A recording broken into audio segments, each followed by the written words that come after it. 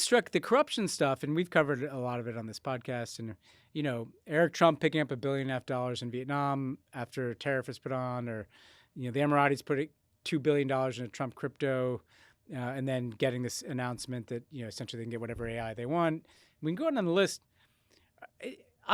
There's not that much outrage, like pardons for money. Yeah, pardons for money, like people buying dinner with Trump who are like foreigners who've been, there should be a lot of outrage. Yeah, do you worry that the frog has been boiling here for a decade? Yes, and it's hard I completely do. I completely worry about that all of these things are so outrageous, but there's perhaps something else that you're focused on that's yet more outrageous, and you lose the totality of the whole thing. But we lost it when Donald Trump was elected, right? We forgot what he did during COVID. We forgot what he did during the first administration. We seem to have forgotten the crimes he was accused of committing. People just, I guess you talk about the price of eggs and you can draw people's attention away. And I get it. As an economic journalist, I get it. I actually think all elections are about economics, with very few exceptions. When you're actually in a war, most elections are about how is my life going to be better off under this one or that one.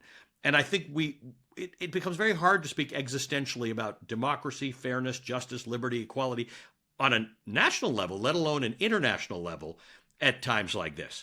And so we've retreated into ourselves, and some things we think might be shocking.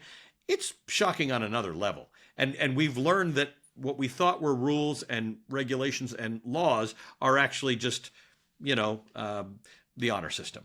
And when somebody decides not to honor it, that's what you're going to get. So yeah, I finding that balance in how much you talk about this is outrageous versus this is very specifically why this is bad and is going to be bad for you. Having people sort of figure out that balance between my own self-interest, my country's interest, and the global interest. It's an interesting Venn diagram, and I get it that people are busy and they don't have time to think about Sudan and other things, but it's all connected right now, and we have to understand this is all about the responsibility that America has to the world and should have, and when we give it up, someone is there ready to take it. Could be China at this point, but someone else will take up the slack if we don't do it.